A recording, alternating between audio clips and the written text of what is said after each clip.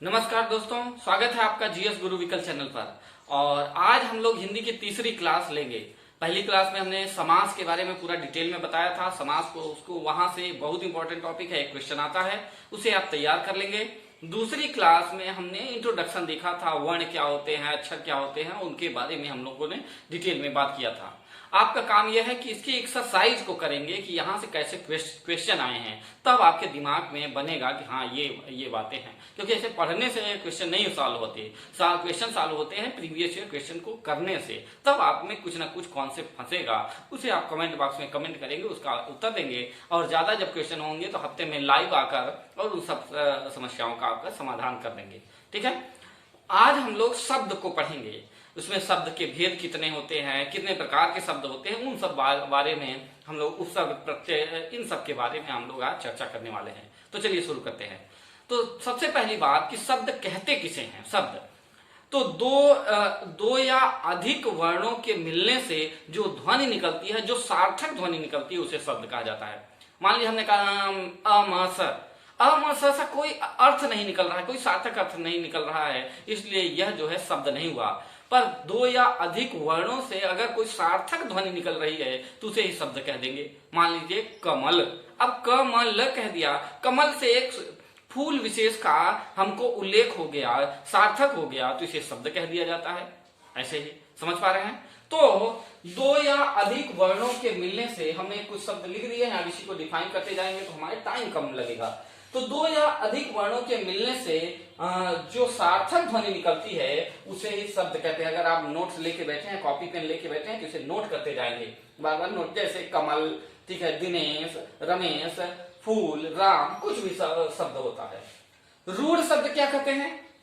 अगर कोई शब्द किसी विशेष वस्तु की ओर इंडिकेट कर दे, विशेष वस्तु को इंगित कर दे, तो उसे रूढ़ शब्द कह दिया जाता है। जैसे मान लीजिए, जैसे हमने क्या कहा, कुर्सी। अब कुर्सी शब्द कहते ही हमारे दिमाग में एक वस्तु विशेष के बारे में दिमाग में इमेज बन गई कि भाई चार पांव होंगे और उस पर बैठा जाता होगा, कुर्सी हो गया। तो कुर्सी क्या है? एक रूढ़ शब्द है। समझ में आई? यदि किसी शब्द को बोलने से किसी वस्तु विशेष की ओर इंडिकेशन हो जाए, किसी वस्तु विशेष को इंगित हो जाए, तो उसे रूढ़ शब्द कह दिया जाता है। जैसे फूल, फूल कहते ही हमारे दिमाग की एक रंग बिरंगी चीज, सुगंधित चीज दिमाग में आ जाती है, मतलब एक वस्तु विशेष की ओर। तो फूल भी क्या हो जाएगा? एक रूढ़ शब्द हो जाएगा। तीसरा है यौगिक शब्द। वे शब्द जो दो या अधिक शब्दों से मिलकर बनते हैं, उनको यौगिक शब्द कह दिया जाता है। जैसे होता है प्रधानमंत्री। प्रधानमंत्री, अब देखो भाई, प्रधान धन मंत्री, अब दो शब्दों से मिलकर बना तो प्रधानमंत्री, यानी मंत्री जो प्रधान हो, प्रमुख हो, दो शब्द मिला और अर्थ एक दे रहा है, तो प्रधानमंत्री हो गया। ऐसे ही जैसे हिमालय, हिम धन आलय, यानी बर्फ का घर हिमालय, तो इसे ये क्या हो गया? यौगिक शब्द हो गया। अब आता है योग रूढ़ शब्द। योग रूढ़ शब्द क्या होते हैं? अब योग रूढ़ शब्द ये होते हैं कि दो या दो से अधिक शब्द मिले लेकिन एक तीसरे वर्ण की ओर, तीसरे शब्द की ओर इशारा करें। तो देखिए, यौगिक का योग विशेषता, रूढ़ मतलब एक विशेष वस्तु की ओर विशेषता। यानी दो या अधिक वर्ण मिले, दो या दो से अधिक शब्द मिले और तीसरे शब्द की उत्पत्ति कर दें, तीसरे अर्थ में वो प्रयुक्त हो जाए, तो उसे योग रूढ़ शब्द कह देते हैं। जैसे मान लेते हैं चार पाई, चार धन पाई मिलकर बनाता है चार पाई।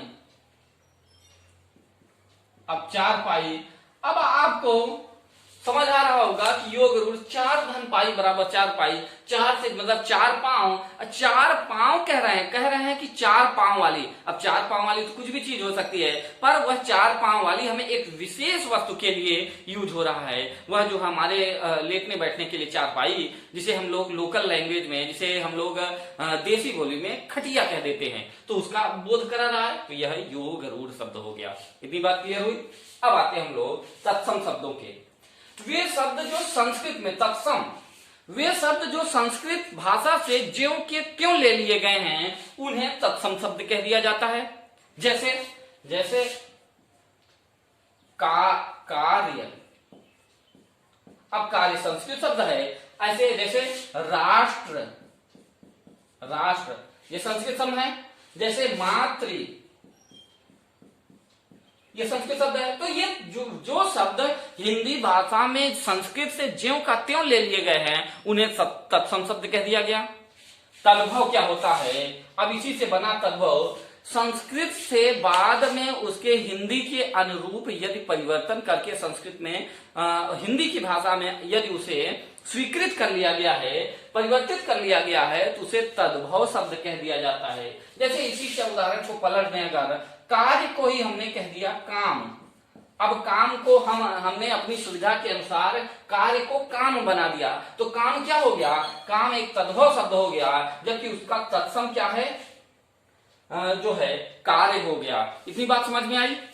जैसे मातृ को हमने परिवर्तित कर दिया माँ में, तो माँ, अच्छा एक बात और होता है तत्सम और तद्भव में, अगर इसमें एक बिंदी लग रही है अनुस्वार वाली तो वह तत्सम शब्द होता है। अगर चंद्र में बिंदी किसी भी शब्द में लग जाए तो वह तद्भव शब्द हो जाता है। यह भी पहचानने की एक ट्रिक है, एक पहचानने का तरीका है।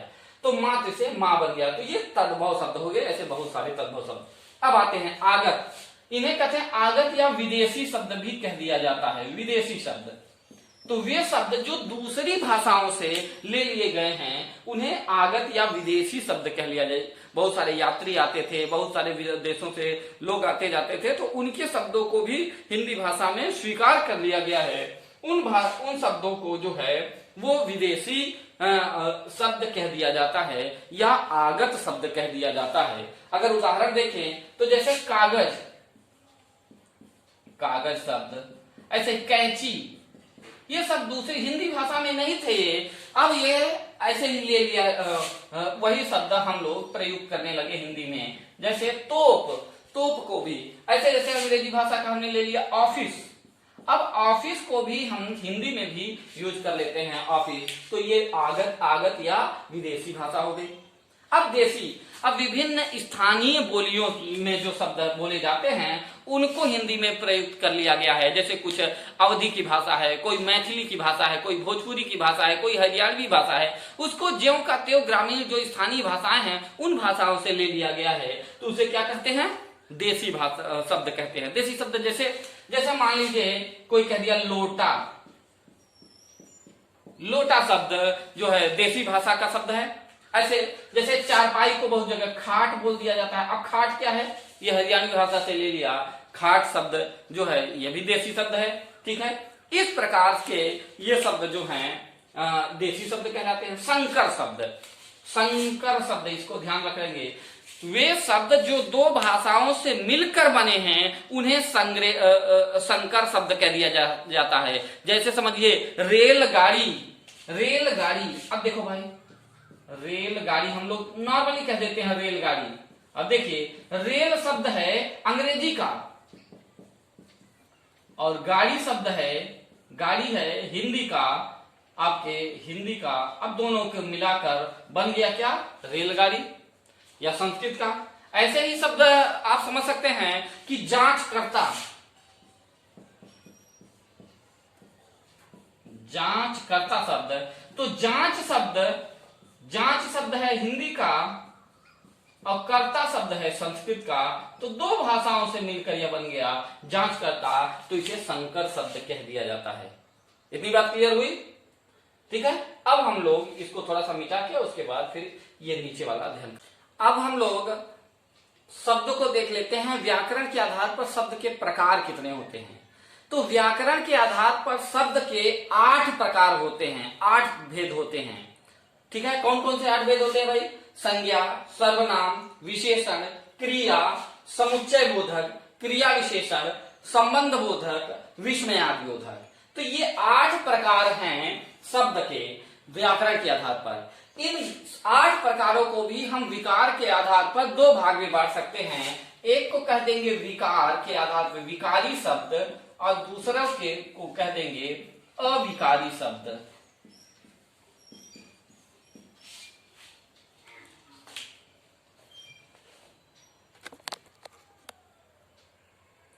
अब जो है इसमें देखते हैं संज्ञा। अब संज्ञा का आगे हम लोग देखेंगे कि किसी भी जो है स्थान, नाम, व्यक्ति इनके नाम को ही संज्ञा कह दिया जाता है। किसी व्यक्ति, वस्तु, स्थान आदि के नाम को संज्ञा कह दिया जाता है। उसकी परिभाषा और प्रकार देखेंगे तो कोई राम हो गया, पुस्तक हो गई, रामायण हो गया, ठीक है, इलाहाबाद हो गया, तो कोई अगर ऐसा नाम है तो संज्ञा कहलाएगी। अब संज्ञा के बदले में जो प्रयुक्त होता है शब्द वह सर्वनाम कहलाता है। जैसे यह, ये, वे, तुम, ऐसे बहुत सारे शब्द। विशेषण जो संज्ञा या सर्वनाम की विशेषता बताते हैं तो उसे विशेषण कह दिया जाता है। जैसे यह घोड़ा काला है, तो काला शब्द क्या हो गया, घोड़े की विशेषता बता रहा है, तो यह काला शब्द जो है विशेषण हो गया। क्रिया किसी भी कर्ता के करने को जो है क्रिया कह दिया जाता है। जैसे पीना, वह खाना, सोना, करना, तो यह क्रिया शब्द हो गए। यह आप बिल्कुल समझ रहे होंगे। अब आते हैं समुच्चय बोधक शब्द। समुच्चय बोधक क्या होते हैं भाई? समुच्चय बोधक शब्द क्या होते हैं? जो दो वाक्यों को या दो उपवाक्यों को जोड़ने का काम करते हैं, समुच्चय करने का काम करते हैं, वो समुच्चय बोधक शब्द कहलाते हैं। जैसे फिर, कुछ शब्द होते हैं फिर, किंतु, पर, या ऐसे बहुत सारे शब्द होते हैं समुच्चय बोधक शब्द कहलाते हैं। जैसे वह यहां से गया किंतु बीच में ही रुक गया, तो वह यहां से गया एक वाक्य है और बीच में ही रुक गया दूसरा वाक्य है, इसको जोड़ने का काम कर रहा है किंतु। तो किंतु शब्द जो है संबंध बोधक, समुच्चय बोधक शब्द हो गया। बात समझ रहे हैं कि वह जाता तो फिर आंधी आ गई। अब फिर जो शब्द है, इन जो वह जाता तो और आंधी आ गई, इन शब्दों को, वाक्यों को जोड़ रहा है, तो समुच्चय बोधक के रूप में यूज होता है। आप इस बात को समझ गए होंगे। क्रिया विशेषण जो क्रिया की विशेषता बताए वह क्रिया विशेषण होता है। संज्ञा की विशेषता बताएगा विशेषण, क्रिया की विशेषता बता देगा तो विशेषण। जैसे उसका घोड़ा बहुत तेज दौड़ता है। अब भाई तेज दौड़ता है तो किसकी विशेषता है? घोड़े की। लेकिन बहुत तेज दौड़ता है, अब इसकी भी विशेषता है, तेज की भी विशेषता ये हो गई बहुत, तो यह क्रिया, बहुत शब्द क्रिया विशेषण हो गया। ऐसे ही आगे संबंध बोधक वे शब्द जो शब्दों को, जो संज्ञा सर्वनाम के मध्य संबंध का बोध कराएं, वह क्या होते हैं? संबंध बोधक शब्द कहलाते हैं। जैसे के समीप, के पास, के निकट, ठीक है, की जगह। जैसे राम की जगह श्याम ने परीक्षा दी, तो राम और श्याम को एक मध्य संबंध का बोध करा दिया, के पास, की जगह। तो राम की जगह, जो की जगह शब्द हो गया, की जगह वह संबंध बोधक हो गया। राम की जगह श्याम ने परीक्षा दी। जैसे घोड़े के समीप हाथी बैठा है, तो घोड़े और हाथी के मध्य संबंध बना रहा है, घोड़े के समीप हाथी बैठा है। स्कूल के पास ही मंदिर है, के पास जो है, यह भी स्कूल और मंदिर के पास जो है ये संबंध बना रहा है, तो इसे संबंध बोधक शब्द कह दिया जाता है। और लास्ट 8वां है, यह एक बार क्वेश्चन आया शब्द कितने प्रकार के होते हैं, तो हमें यही 8 प्रकार बताना था, क्योंकि व्याकरण के आधार पर शब्द 8 प्रकार के होते हैं। संज्ञा, सर्वनाम, विशेषण, क्रिया, समुच्चय बोधक, क्रिया विशेषण, संबंध बोधक और विस्मयार्थ बोधक। विस्मयार्थ बोधक क्या होता है? जिसमें हमें किसी विस्मय की, आश्चर्य की बात समझ में आए और अचानक से सहसा होने की मनसा प्रकट हो, तो उसे विस्मयार्थ बोधक कह देते हैं। जैसे कोई अपनी घटना घट गई, हे राम ये क्या हो गया, तो जो हे कहा, हे शब्द, इसमें विस्मय बोधक शब्द चिन्ह भी लगता है, हे शब्द लग जाता है।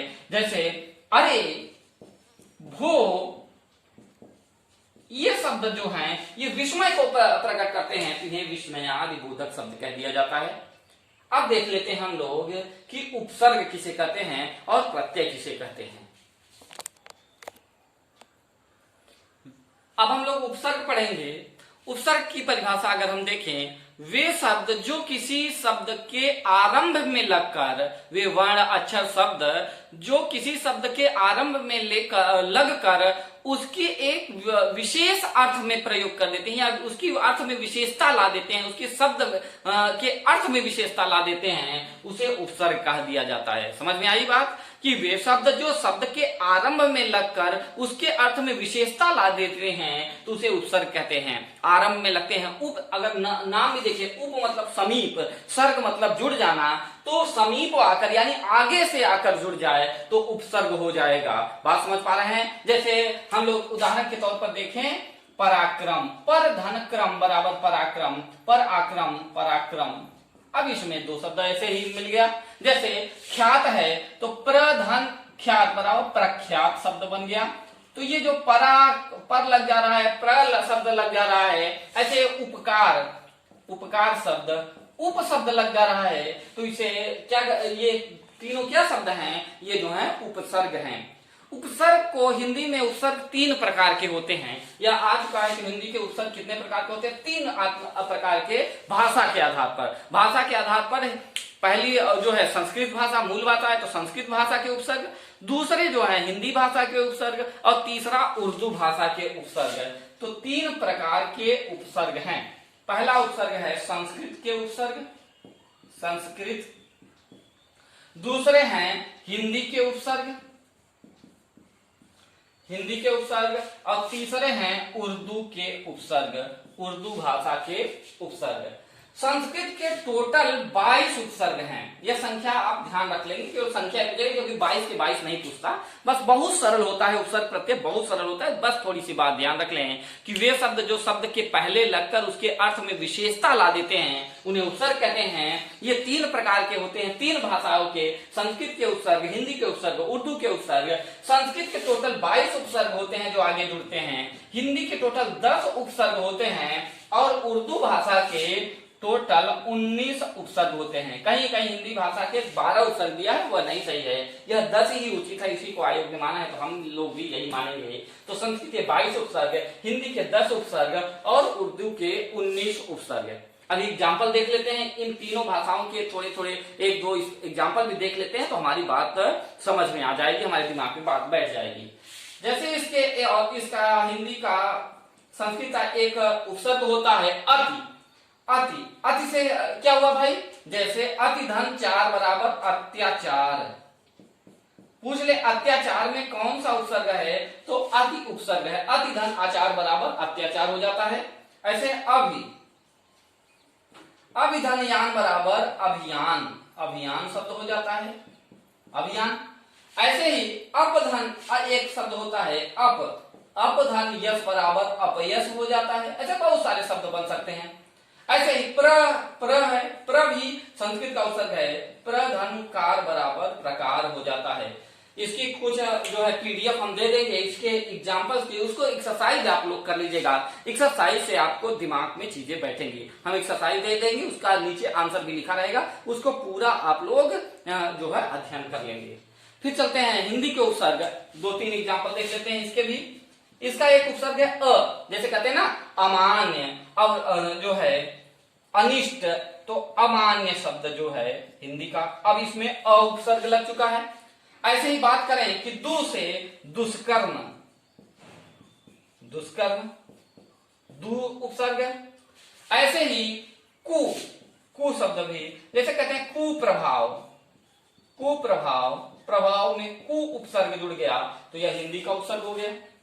ऐसे उर्दू में, उर्दू के जो उपसर्ग होते हैं वो अरबी फारसी सब भाषाओं से लिए गए हैं। उर्दू हिंदी से ही मिलकर बनी हुई है भाषा है, तो उर्दू के उपसर्ग 19 उपसर्ग होते हैं। इसके भी कुछ एग्जाम्पल देख लेते हैं हम लोग। जैसे हम, अब हम में हमराही, हम यार, हम दोस्त, जैसे इस तरह बोलते हैं। हमराही मतलब साथी हो जाता है, तो हम शब्द, हम क्या है? यह एक उर्दू का उपसर्ग है। ऐसे एक है गैर, कहते नहीं गैर बराबरी, गैर बराबरी, तो गैर बराबरी, ये जो गैर शब्द है उपसर्ग है, यह उर्दू भाषा का है।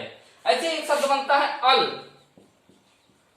अल का अर्थ होता है निश्चित, बहुत एकदम फिक्स्ड, निश्चित। जैसे कहते हैं अल बरूनी, नाम सुना होगा, इतिहासकार हुआ है अल बरूनी, तो ये अल शब्द जो है वह अल जो है वह उर्दू भाषा का उपसर्ग है। बस इतनी ही बात आपको समझ लेनी, थोड़ी सी एक्सरसाइज कर लेनी है, एक्सरसाइज से ही आप मजबूत होंगे। अब चलते हैं हम प्रत्यय की ओर। हमने उपसर्ग को देखा कि वे शब्द जो शब्द के आगे लगकर उसके अर्थ में विशेषता ला देते हैं उन्हें उपसर्ग कहते हैं, और प्रत्यय जस्ट इसी का उल्टा जो शब्द के पीछे लगकर उसके अर्थ में विशेषता ला दें वह प्रत्यय होता है। एकदम सिंपल सी बात है, एकदम समझ में आ गई बात। छोटी सी बात है कि वे शब्द जो शब्द के आगे लगकर उसके अर्थ में विशेषता ला दे तो उपसर्ग, और वही शब्द यदि पीछे लगकर अर्थ में विशेषता ला दे तो उसे प्रत्यय कह दिया जाता है। ठीक है, जैसे एग्जाम्पल के तौर पर देखें, हम कहते हैं बतंगड़, ये क्वेश्चन आ चुका है आपके एग्जाम में, बतंगड़। ठीक है, अब इसमें बत धन अंगड़, यानी इसमें अंगड़ शब्द जो है, अंगड़ शब्द, बत धन अंगड़, तो ये बतंगड़ हो गया, तो जो ज्यादा बात करता है तो अंगड़ इसमें प्रत्यय हो गया। बात समझ रहे हैं? ऐसे कहते हैं ये एकदम जड़िया आदमी है, जड़िया, जड़ धन इया, तो इया शब्द जो है वह क्या, जड़ धन इया, इया जो है वह प्रत्यय शब्द हो गया। ऐसे लोग कहते हैं अच्छाई, एक एग्जाम्पल के तौर पर देखें, अच्छाई, अच्छा धन आई, अब आई शब्द जो है वह क्या है, ऐसे पूछ लेगा अच्छाई में कौन सा प्रत्यय है, अच्छा, आई या आई, आई छोटी ही वाली मात्रा है, ये दोनों ऑप्शन दे देगा, आई और आई, तो क्योंकि बड़ी की मात्रा है इसलिए आई प्रत्यय हो जाएगा, अच्छाई। बात समझ में आ रही है? जैसे भारतीय, भारतीय शब्द, भारत धन ई, भारत, अगर हम इसका विच्छेद करते हैं भारत धनी ई, तो ई शब्द क्या है, जो है यह प्रत्यय है। आशा है आप बात को समझ गए होंगे। एकदम सिंपल सी बात है, एकदम सिंपल है, एकदम सरल है, बस इसकी एक्सरसाइज कर लीजिए और पूरा का पूरा एकदम समाहित हो जाएगा आपके दिलो दिमाग में एकदम, और सारे क्वेश्चन आप सही करेंगे। बस धीरे धीरे पढ़ते जाइए, लगातार पढ़ते जाइए। ठीक है, नेट प्रॉब्लम की वजह से हो सकता है क्लास आधे घंटे पौन घंटे लेट हो जाए, क्योंकि उसमें हमारा बस नहीं चल पाएगा, हमारी उस पे हम जो है हम उसमें कुछ नहीं कर सकते, क्योंकि अब आंधी तूफान आ जाता है, कुछ ना कुछ हो जाता है तो प्रॉब्लम हो जाती है। लेकिन आपको वीडियो थोड़ा आधे घंटे एक घंटे बाद पहले मिल सकता है, लेकिन मिलता रहेगा, तो कंटिन्यू करिए। बीच में अगर समय मिले, अब आपका पूरा शेड्यूल फिक्स है, सुबह 8 बजे आपको 8 बजे तक आपको करंट अफेयर्स मिल जाएगा, आपको वो 7-8 क्वेश्चन तैयार कर लेना है, उसको एक बार पढ़ लेना है, फिर उसके बाद आप नहाए धोएंगे, घर में हैं, उसके बाद अपना रेस्ट करेंगे, खाना पीना खाएंगे, और फिर 1 बजे जो दोपहर में सोने वाला काम है वो आपका बंद होगा। इसीलिए हमने 1 बजे रखा, पहले सोचे थे 11 बजे से रखेंगे, नहीं 1 बजे, आपको 1 बजे उठकर और आपको 1 बजे से 2 बजे तक क्लास ले लेनी है, उसको नोट्स प्रॉपर बना लिया, जैसे क्लास में पढ़ते हैं वैसे ही पढ़ना है। भाई यहाँ ध्यान रखिए, क्लास में क्या होता है, मिटाना पड़ता है, सब कुछ करना पड़ता है, लिखना पड़ता है, तो उसमें 1.5 घंटे की क्लास आप 30 मिनट 20-25 मिनट के वीडियो में पूरे 1.5 घंटे की क्लास यहाँ पढ़ पाएंगे, तो ये समझ लीजिए। तो उसको सार गंभीर तरीके से पढ़कर एक्सरसाइज कर लेना है, फिर शाम को 7 बजे आपको क्लास मिल जाएगी, शाम को उसको पढ़ के और सो जाना है। लगातार लगे रहिए, और ये वादा है कि वैकेंसी आते आते इतने आप आगे निकल जाएंगे कि आपका सिलेक्शन सुनिश्चित हो जाएगा। यूपी SSSC की 1 सीट आपके लिए फिक्स हो चुकी है, ये समझ के रखिए। ठीक है, बस लगातार पढ़ते रहिए, मत सोचिए अरे एक ही वीडियो है कल देख लेंगे, अगर कल देखने की सोचा तो फिर आप अपने लिए गड्ढा खोद रहे हैं, ये समझ लीजिए। आज का वीडियो आज ही समाप्त कर लेना है, यह प्रण करके चलेंगे तभी सफलता मिलेगी, यह आपके लिए यह संदेश है। ठीक है, तो यहीं से आपको आज की क्लास को समाप्त करेंगे हिंदी वाली। धन्यवाद।